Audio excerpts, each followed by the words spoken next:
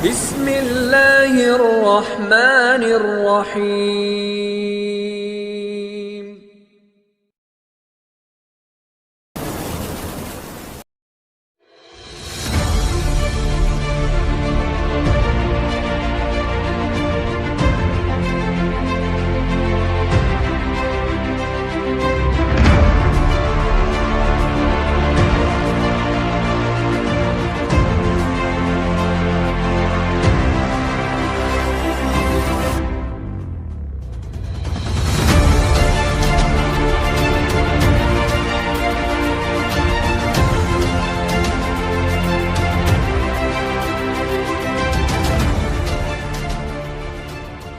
Ikhwan fillah rahimakumullah, keutamaan bersedekah tidak diragukan lagi dalam Islam. Banyak ayat dan hadis hingga nasihat ulama yang memerintahkan kita untuk senantiasa gemar bersedekah.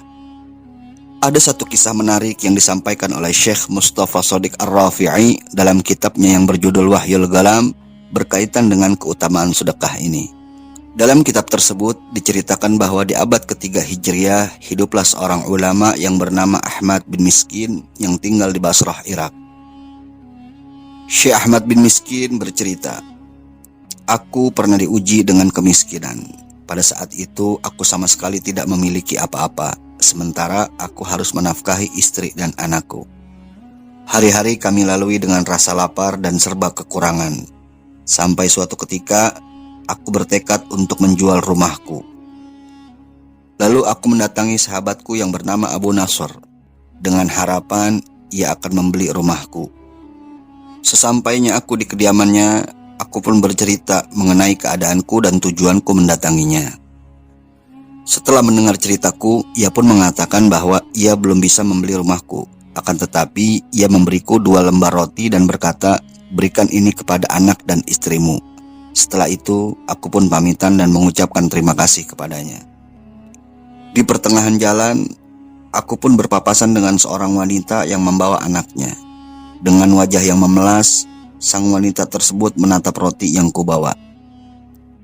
Lalu ia menghampiriku seraya berkata dengan memelas, 'Wahai Tuan, aku ini seorang janda dan anakku ini seorang yatim.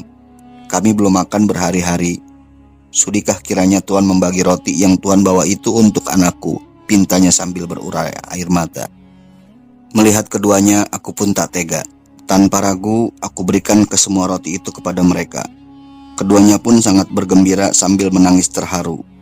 Keduanya mengucapkan terima kasih kepadaku seraya mendoakanku. Padahal saat itu, demi Allah, aku tidak mempunyai apapun. Hanya roti yang diberikan sahabatku itu yang cuma aku miliki. Di sisi lain, anak istriku pun sedang menanti kedatanganku dengan perut lapar mereka karena sudah berhari-hari tidak makan. Dengan kebingungan, aku pun melanjutkan langkahku. Aku tidak tahu harus berkata apa kepada anak istriku jika aku pulang tak membawa apapun untuk mereka.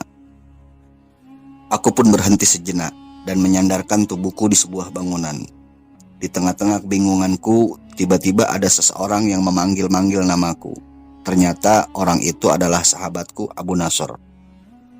Dengan nafas terengah-engah, ia menghampiriku. Aku pun heran dengan kelakuannya. Lantas aku bertanya kepadanya, "Ada apa wahai Abu Nasr? Kau seperti habis dikejar-kejar orang." Dengan menggebu-gebu ia berkata, "Sedang apa kau di sini? Sementara di rumahmu ada limpahan harta yang sangat banyak." Subhanallah, aku pun terkejut dengan ucapannya. Lalu aku pun bertanya kepadanya, "Harta apa maksudmu?" Kemudian ia bercerita bahwa ada seorang laki-laki yang datang dari Khurasan. Laki-laki itu bertanya kepadanya tentang ayahku dan yang punya kekerabatan dengan ayahku. Ternyata orang tersebut ialah sahabat ayahku. Laki-laki itu pun bercerita kepadanya bahwa dulu ia merupakan saudagar kaya di Basrah ini, dan ia kawan baik dengan ayahku. Ia mengatakan bahwa ayahku pernah menitipkan harta yang jumlahnya sangat banyak kepadanya. Tidak berapa lama, karena bisnis, ia pun merugi dan bangkrut. Sampai-sampai harta ayahku pun ikut habis bersama hartanya. Ia merasa bersalah kepada ayahku, karena hartanya pun ikut ludes. Akhirnya ia memutuskan untuk pindah ke Khurasan dan memulai kehidupan baru di sana. Seiring berjalan, ekonominya berangsur-angsur baik, hingga akhirnya bisnisnya pun kembali sukses dan ia kembali menjadi saudagar kaya raya di Khurasan. Ia pun tidak melupakan kesalahan yang ia lakukan terhadap ayahku. Karena itu, ia kembali ke sini untuk mengembalikan harta ayahku yang telah dititipkan kepadanya yang jumlahnya lumayan besar. Syekh Ahmad bin Miskin pun takjub mendengar cerita itu. Ia pun sujud syukur kepada Allah Subhanahu wa Ta'ala atas kejadian yang ia alami. Beberapa detik yang lalu, ia merupakan orang yang termiskin di Basrah. Tetapi beberapa detik kemudian, ia berubah menjadi salah satu orang kaya raya di Basrah.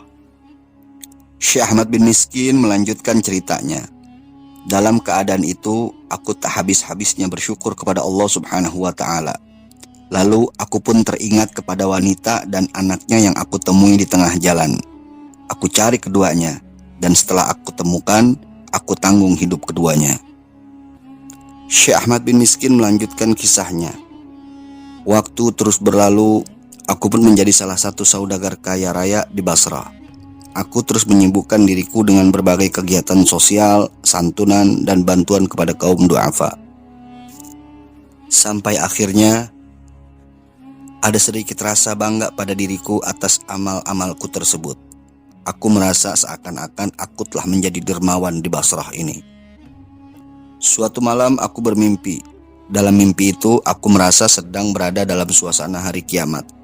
Aku berada di kumpulan jutaan orang ketika itu. Saat itu, dosa-dosa ditampakkan. Setiap orang memanggul dosanya masing-masing pada punggungnya. Ukurannya pun bermacam-macam. Bahkan aku melihat ada seseorang yang memanggul dosa yang amat besar di punggungnya. Kemudian, setelah itu kami semua digiring ke suatu tempat untuk ditimbang amalnya. Hingga giliranku tiba, seluruh amal burukku ditaruh di sisi kiri timbangan, sedangkan amal baikku di sisi kanannya. Ternyata amal burukku lebih banyak ketimbang amal baikku. Aku pun bersedih. Aku merasa bahwa aku akan celaka karenanya. Ternyata perhitungan belum selesai. Malaikat yang bertugas saat itu kembali menaruh pahala dari amal baikku yang tersisa.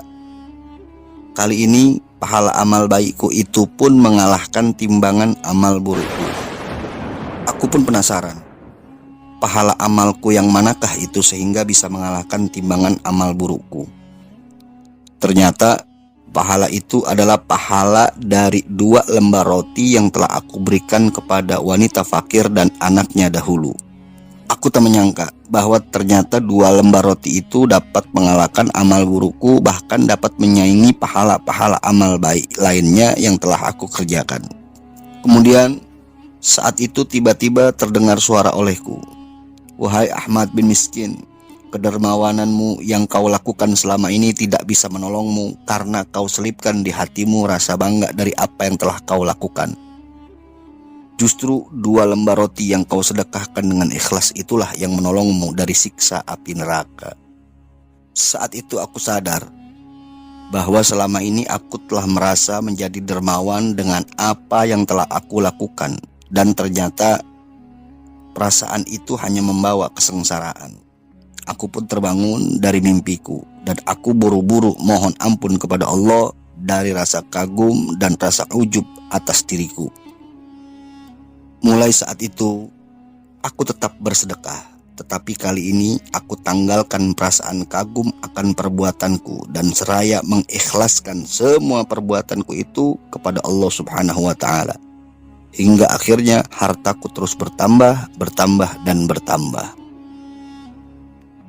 Demikian kisah Syekh Ahmad bin Miskin terkait keutamaan sedekah. Semoga kita bisa mengambil hikmahnya. Amin ya rabbal alamin. Wallahu a'lam bishawab.